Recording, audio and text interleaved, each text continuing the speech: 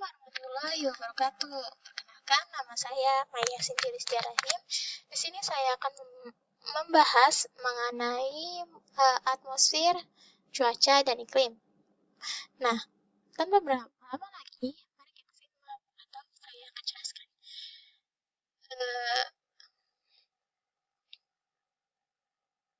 Nah, di sini saya akan membahas materi pembahasan yaitu terbagi menjadi 4, yaitu karakteristik lapisan atmosfer bumi, pengukuran unsur-unsur cuaca, interpretasi data cuaca, klasifikasi tipe iklim, dan pola iklim global. Nah, next, saya akan menjelaskan mengenai karakteristik lapisan atmosfer bumi. Sebelumnya, ada yang tahu nggak sih atmosfer itu apa? Nah, atmosfer itu adalah lapisan udara yang ada di sebuah planet, contohnya bumi. Nah, lapisan ini berfungsi untuk melindungi bumi terhadap benda-benda asing. Atmosfer ini ada dari 0 km sampai lapisan paling luar bumi. Nah, atmosfer ini terbagi menjadi 5 lapisannya, yaitu yang pertama troposfer. Troposfer ini memiliki ketinggian maksimal sampai 18 km dan setiap kenaikan 100 meter suhu udara turun 0,5 sampai 0,64 derajat Celcius. Nah, di dalam lapisan troposfer ini terjadi gejala cuaca, yaitu seperti angin, hujan, awan, dan pelangi. Nah, yang kedua yaitu stratosfer. Stratosfer ini memiliki ketinggian mencapai dari 15 sampai 55 km.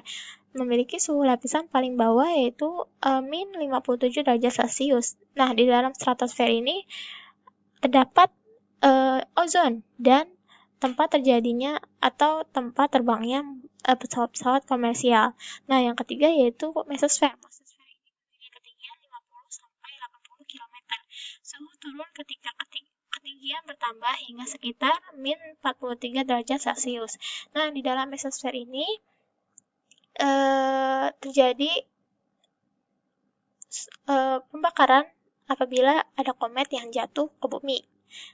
Nah, yang keempat yaitu termosfer. Termosfer ini memiliki ketinggian 80 sampai 650 km. Suhunya mencapai 1983 derajat Celcius.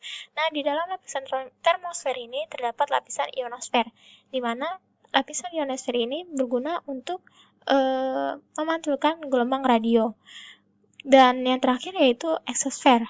Eksosfer ini merupakan lapisan paling luar bumi. Nah, suhunya dapat mencapai 2200 derajat Celcius.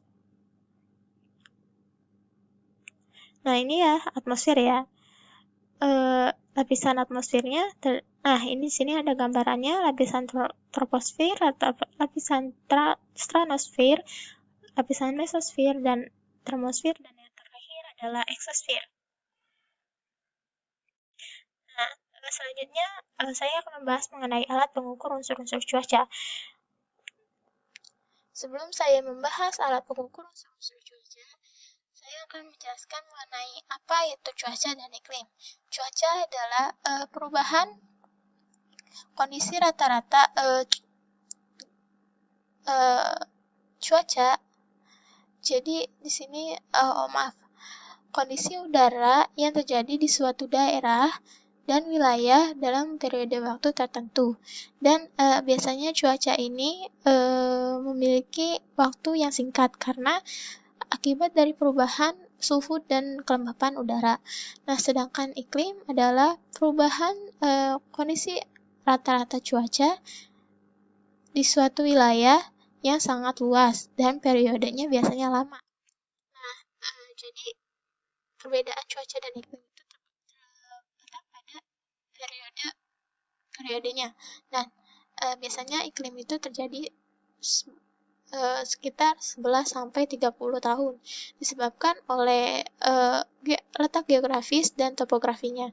Oke, saya akan membahas alat pengukur unsur-unsur cuacanya. Yang pertama yaitu termometer. Termometer itu berfungsi sebagai alat pengukur suhu udara, di mana termometer itu terbagi menjadi tiga jenis ya. Termometer maksimum, termometer minimum, dan termometer tanah. Termometer maksimum itu berfungsi untuk mengukur suhu udara yang maksimum atau yang paling tinggi. Nah, sedangkan termometer minimum berfungsi untuk mengukur suhu yang minimum atau yang kecil. Kemudian termometer tanah berfungsi untuk mengukur tanah, suhu tanah ya di suatu tempat, dan biasanya termometer ini digunakan oleh Badan BMKG. Nah, yang kedua yaitu barometer. Barometer ini berfungsi sebagai alat mengukur tekanan udara, di mana kepencet, maaf. Barometer ini terbagi menjadi 3, yaitu barometer air raksa, barometer anoid, terbagi 4 ya, barometer digital, dan biograf. Dan dari keempat jenis barometer ini ada barometer air raksa yang menggunakan beberapa koreksi seperti koreksi indeks, koreksi tinggi, koreksi suhu, dan koreksi lintang. Dan yang ketiga ada anemometer windsock, berfungsi sebagai alat mengukur kecepatan angin. Dan next ada runway visual range atau disebut RVR.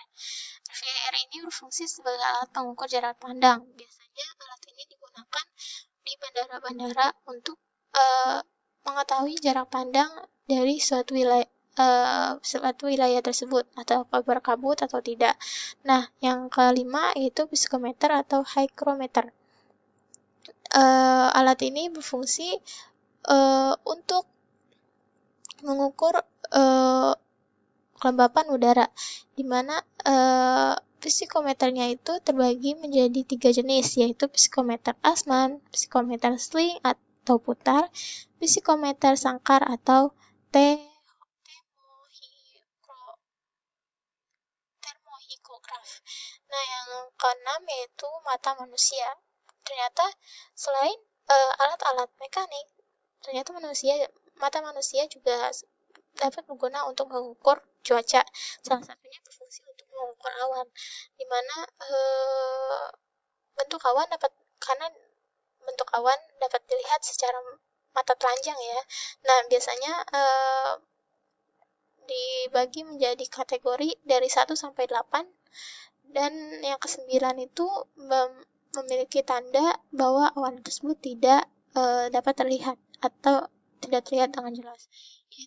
Yang ke-7 yaitu penakar hujan. Penakar hujan ini adalah alat yang berfungsi untuk mengukur curah hujan, di mana alat penangkar hujan ini terbagi menjadi 2, yaitu penangkar hujan biasa atau observasi yang mempunyai luas corong 100 cm persegi dan dipasang 180 cm dari tanah, dan penangkar hujan otomatis dipasang 140 cm dari tanah dan terbagi menjadi 2, penangkar hujan sifon tipe Hellman yang mempunyai luas corong 200 cm persegi dan penangkar hujan timbangan tripping bakar yang mempunyai luas corong 400 cm persegi. Nah, yang terakhir yaitu Campbell Stokes Jordan. Di sini berfungsi sebagai alat untuk mengukur lama atau durasi penyinaran matahari. Di sini Campbell Stokes ini menggunakan kertas khusus untuk pembakaran dari penyinaran matahari tersebut. Nah, Campbell Stokes ini berbentuk seperti bola lingkaran kaca, dan cara penggunaan pengukurannya itu dengan meletakkan kertas tersebut di bawah bola lingkaran kaca tersebut. Nah, next. Sebelum saya lanjut mengenai klasifikasi tipe iklim dan pola iklim global, saya akan menjelaskan mengenai bagaimana menginterpretasi data cuaca. Jadi, data cuaca itu dilakukan di landasan udara. Biasanya tiap daerah ada ya. Dan ini berfungsi data-data cuaca tersebut didapat dari alat-alat pengukuran cuaca yang tadi saya sebutkan tadi. Nah, data tersebut akan dikumpulkan di dalam suatu data, kemudian data tersebut akan dikirim ke bandara, di mana data itu dapat berguna untuk memantau apakah penerbangan akan aman atau tidak. Karena data-data tersebut akan memprediksi bagaimana cuaca di jam-jam berikutnya. Nah, habis itu data tersebut akan disetorkan kembali ke badan internasional atau di Indonesia yang kita sebut dengan BMKG. Nah, BMKG juga bertanggung jawab untuk memberikan data tersebut ke pusat yang lebih internasional lagi. Nah, di situ di pusat badan internasional iklim tersebut akan menyebarkan data-data dari tiap negara untuk membantu melancarkan proses penerbangan dari negara satu ke negara lainnya. Nah, selanjutnya saya akan membahas klasifikasi tipe iklim dan pola iklim global. Yang pertama, iklim matahari. Iklim matahari ini diukur berdasarkan garis lintang, dan iklim matahari ini terbagi menjadi 4, yaitu iklim tropis dari 0 derajat sampai 23,5 LU sampai LS, iklim subtropis 23,5 derajat sampai 40 derajat LU atau S, iklim sedang 40 derajat sampai 66,5 derajat LU atau LS, dan iklim dingin 66,5 derajat sampai 90 derajat LU atau S. Di sini di pojok kanannya ada gambarannya ya. Next, iklim Koppen. Iklim ini ditentukan berdasarkan curah hujan, suhu, dan serta mempertimbangkan vegetasi, persebaran jenis tanah. Di mana iklim A yaitu iklim tropis dengan ciri-cirinya suhu rata-rata setiap bulan di atas 18 derajat Celcius dan hujan tahunan tinggi. Iklim B yaitu iklim kering, tidak ada surplus air dan tidak dijumpai sungai permanen. Yang iklim C yaitu iklim sedang, dan iklim D yaitu iklim bersalju dingin, dan iklim E yaitu iklim kutub. Ada gambarnya lagi ya di pojok kanannya. Selanjutnya iklim Junghun. Nah, iklim ini digunakan oleh Indonesia sebagai patokan untuk menentukan iklim di suatu wilayah. Nah, di mana iklim Junghun ini didasarkan pada ketinggian, tempat, dan vegetasi. Adapun pembagiannya yaitu terbagi menjadi 3, yaitu zona panas yaitu 0 sampai 650 meter. Jenis vegetasi yang tumbuh di sini itu berupa tembakau, kopi, dan coklat. Zona sedang yaitu 650 sampai 1.500 meter, di mana vegetasinya itu berupa kopi, teh, kina, dan sayuran. Dan yang ketiga yaitu zona dingin. Zona dingin itu yang lebih dari 2.500 meter. Jenis vegetasi yang tumbuhnya yaitu tumbuhan lumut. Nah, iklim Smith-Ferguson. Iklim ini adalah penentu yang berdasarkan rata-rata bulan basah dan bulan kering. Nah, Smith-Ferguson ini memiliki iklim menjadi 8 tipe iklim, dan di mana nilai rata-rata bulannya di sini ya di pojok kanan bawah itu ada nilai Q yang dimana nilai ini disebutkan rata-rata dari bulan kering dibagi oleh rata-rata bulan basah dan dikalikan 100%. Nah, adapun kriteria bulan basah atau kering menurut Smith-Ferguson yaitu bulan basah, bulan kering, dan bulan lembab.